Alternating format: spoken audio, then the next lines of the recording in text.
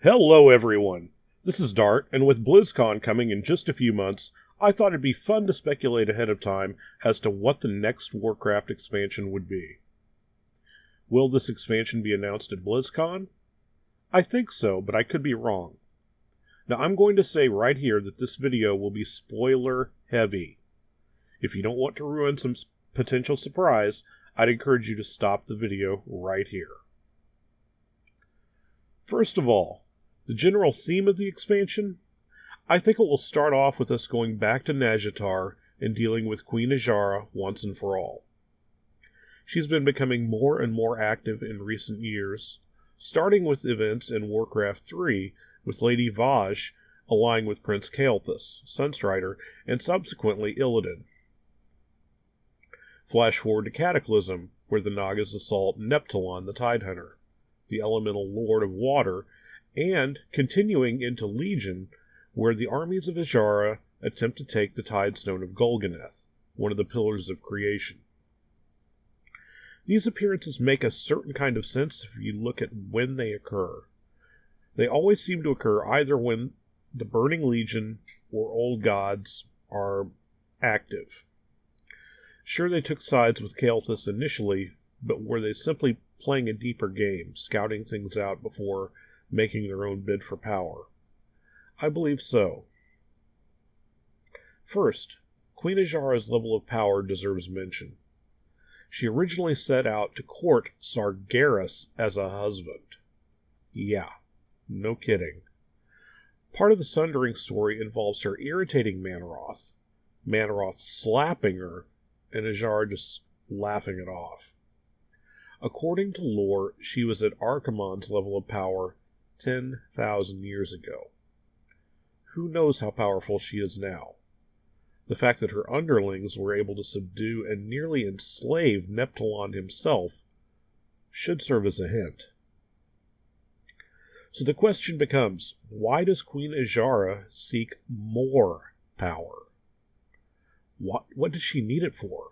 Since being jilted by Sargeras and subsequently having most of the Highborn Elves transformed into Naga and saved by N'Zoth during the Sundering, the most obvious reason would be to free N'Zoth from his imprisonment. There are a few other tropes that you could realistically point to, like conquering the surface world and enslaving all its creatures, or trying for a lover's double cross against Sargeras, but these don't really fit.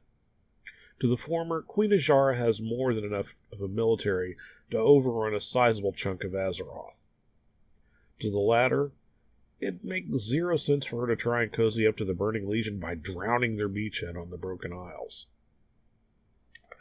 There's a few other things that point towards a trip to see the Naga. Among them, Blizzard took out a trademark on an IP called The Dark Below in August of 2013, but hasn't really done anything with it.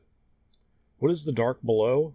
People have thrown out various theories over the years, some thinking it would be DLC for Diablo 3, but there's actually an NPC that gives a hint. This would be the giant squid-like kraken, Ozumat, in the Throne of the Tides 5-man instance that wears the title Fiend of the Dark Below. It's a little too early to say whether this involves the territory of Queen Azshara herself, or the Old God's realm of Ny'alotha, or if the two areas are one and the same.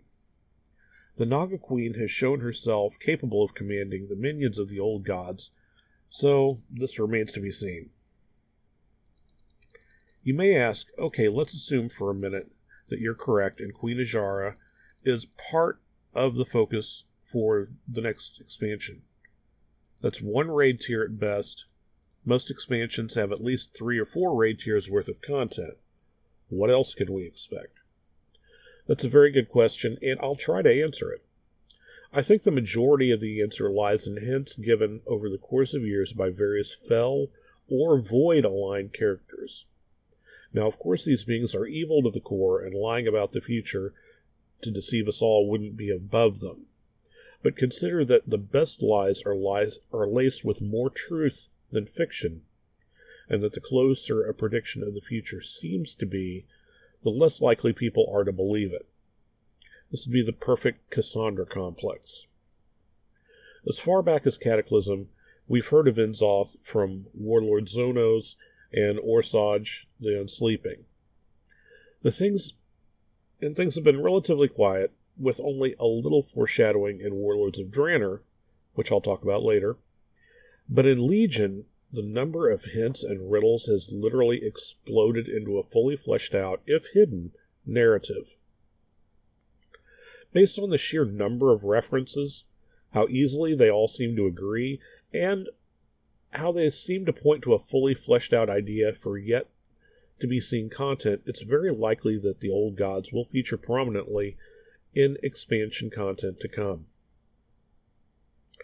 We can't really have a good discussion of this without a careful examination of some very cryptic in-game messages. Let's go over what we've been told in the most no-nonsense way possible. To start, let's consider what's been said by Il'gynoth in The Emerald Nightmare. He starts off by saying, "Your coming was foretold in the rings. The long circle is nearly complete." I think we can safely assume the rings are Titan disks, their method of storing information. The long circle probably refers to the eternal cycle of conflict between the light and the void. Flesh is his gift. He is your true creator. This is a reference to the curse of flesh, and the he would be Yogg-Saron. The King of Diamonds has been made a pawn. In the greater context, I'm pretty sure the King of Diamonds refers to Magni Bronzebeard. His being made a pawn, I'm not entirely convinced at this point that this is direct control, but more along the lines of subtle manipulation. It might be that he is actually hearing Inzoth and not Azeroth, but that remains to be seen. To find him, drown yourself in the circle of stars. Inzoth has often been referred to as being underwater. The real question is, where exactly? I believe this hints at his location. The circle of stars could hint at an old Titan prison enclosing Ny'alotha, where Inzoth is supposed to be. The Lord of Ravens will turn the key. People have assumed this relates to either Khadgar or Medivh, and that the key itself are the pillars of creation combined. I do not think that this is the case. I think it actually refers to Odin. Khadgar does use the Atiyesh, which allows him to transform into a raven. But Odin has as companions Huan and Munin, two ravens which help keep him informed. I think the key relates to Helya's death. You'd be right to wonder what that has to do with anything, but keep in mind the only force holding the Naga in check over the past 10,000 years has been Helya's Vrykul. Without them, the Naga are free to do as they wish. And I think it's plain that what they wish is to unleash Inzoth. The boy king serves at the master's table. 3 lies will he offer you. Well, there aren't that many boy kings to choose from, so Anduin Wrynn is the obvious subject here. What lies are spoken, we don't know, but the fact that there's more than one implies a sense of premeditation and betrayal down the road. Her heart is a crater, and we have filled it. Like some of the others, this has been the subject of a lot of discussion. Some think it has to do with Jaina Proudmoore and the meme that sprung up about her secretly being transformed into a Nathrazim. While amusing, I don't see this as plausible without Blizzard extensively retconning her story. Could it be that Jaina is serving the Legion in a lesser capacity? Perhaps, but I don't think this is what the cryptic statement refers to. The important word is the pronoun we. Yes, Jaina's heart was absolutely broken when Theramore was obliterated at the command of Garrosh Hellscream, but at the time he was not empowered by the heart of Isharj, so in that sense, the we does not apply. I think the simpler explanation is that this refers to Azeroth the Titan herself, and that the old gods have thoroughly infested her. 5 keys to open our way, 5 torches to light our path. The commonly held theory that this talks about the pillars of creation seems plausible to me. They are 5 in number, and if you consider that Queen Azshara was seeking them herself, I would say that lends more credibility to this. Yes, they can steal our world away from the Legion, but could they also serve as keys to the prison of N'Zoth? At the hour of her 3rd death, she will usher in our coming. Another interesting subject of discussion. I've heard every name from Jaina to Helya to Azeroth herself named on this one, but I believe it refers to Sylvanas. Jaina, so far as we know, hasn't died. Helya was only recently defeated by our own hands, and prior to that was simply transformed by Odin. Azeroth isn't really dead, just asleep and terminally infected. Sylvanas died once at the hands of Arthas, again as a suicide following his death, and she was returned to life by 9 Valkyr. One of these Valkyr took her place in the Plane of Anguish to buy her freedom. Another 3 were sacrificed later, leaving her with just 5 remaining. The main thrust of her role in Legion was to co-opt the Valkyr of Aegir to preserve her own existence. This being frustrated, I think it's simply a matter of time before Sylvanas is forced to look elsewhere. Given Helya's demise, the only possible extension for her would be the crown of the one being she has hated more than any other, the Lich King. The Death Knight campaign hints at some possible upcoming treachery between the Ebon Blade and the current Lich King. Could Sylvanas serve as a catalyst? What would happen if she took up the Lich King's crown? From the earth he draws strength. Our earth. Our strength. This more or less points directly at Rathian and is kind of an ominous warning. Even uncorrupted, his temperament and demeanor have been sociopathic at best. If this is meant to imply the longer he lives and the more powerful becomes, the further he is going to sink into the same mental state as Deathwing, then this could easily develop into a plot twist. Its surface blazes light, masking shadow below. This could refer to Light's heart, the core of Naru Prime Zera, serving as an incubator for the essence of Illidan. That's quite a bit to think about, but let's go a little further and look at the messages from the Shadow Priest artifact weapon, Xal'atath, Blade of the Black Empire. This little dagger has a lot of messages, so in the interest of time, I'm going to talk about the most relevant ones. Probably the most ominous is, the God of the Deep rises in his prison, breaking free ever so slowly. You should hurry and defeat the fallen Titan. There are greater battles yet to fight. This is so obvious, I don't even think I need to do more than mention it. Xal'atath says quite a few other things in various locations or around various characters. Near Suramar City. This city of the elves pales in comparison to the sleeping city. In Stormheim, do not be impressed by tall icons of the Titans which stand here. The towers of sacrifice in Ny'alotha dwarf these pathetic temples.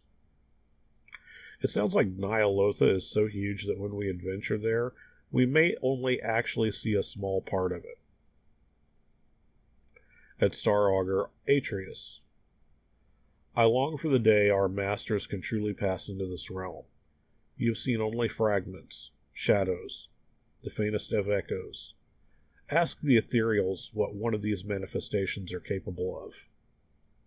You could almost say this spoke of the old gods, but for the mention of ethereals. This refers to the Void Lords, and since it was they who dispatched the old gods to infect Azeroth, they must be terrifyingly powerful. In Netherlight Temple, do the Naru speak of the eternal conflict, that the entire history of your world is but a fraction of the time that has passed, of those that came before the Draenei? No? And then laughter. Another nod to an eternal cycle of conflict between light and void. Maybe this points at a commonality between Warcraft, Diablo, and StarCraft. Okay, maybe, but it's only barely relevant. Also in Netherlight Temple. The walls between realms are thin here, so easy to tear open. Do you know what would happen if true shadow and light would meet here? Okay, first of all, what constitutes true shadow and light? A Naru and a Void Lord? Would it take that much? Obviously, Netherlight Temple is an important location. In Azuna, the Legion burrows deep here. If they burrow deeper, they may not like what they find. The center of the Black Empire of the Old Gods was built around Isharj, and the Well of Eternity was formed precisely where Amon Thul tore him from Azeroth. Since Zen Ashari, the ancient Night Elf city, was built around the well, and Azuna was an outlying area, there's no telling. In Val'Sharah, to see Yogg Saron's nightmare in full bloom fills me with jealousy and some pride. Interesting. N'Zoth is actually credited with Xavius' warping the Emerald Dream into the nightmare. Of course, there's nothing that says that it was him exclusively. In Halls of Valor, it is ironic that the weakest of us may be the ultimate victor. Sithun, Yogg Saron, Isharj, and, well, only one would remain to consume the world. That was always meant to be. So who is this fifth old god that was destroyed by the other four? In Orgrimmar, we may face some of my brethren in this conflict, a prospect that delights me. Their power will be mine. They will pay for what was done to me long ago. I'm forced to wonder if Xal'atath contains either the essence of an old god, the missing fifth perhaps, or some very powerful servant of theirs. The remnant of the void after defeating Xavius. Almost completely gone, as if it never existed. But the rift is deep and vast, and somewhere down there it stirs. Something has changed. The last prison weakens. We must prepare. At Il'gynoth, it appears the prison of N'Zoth is not as strong as it once was. What you see is a tiny growth of the behemoth that may yet consume your world. More indication that N'Zoth will be free soon. All this seemingly nonsensical babbling gibberish fits together to spell out some major parts of the plot to come. While we can safely trust Magni's advice in dealing with the Legion, we really should be careful of him where the old gods are concerned. Also, we may be plagued with old gods and their minions in the not-too-distant future, including Sithun and Yogg Saron, but if we want N'Zoth, we're probably going to have to go looking for him. He will not be coming to us. Likely he'll be the subject of an entire content patch, I would assume, with Ny'alotha as a theme park zone. Odin, Thorim, Freya, Mimiron, and Hodir may figure largely into this content.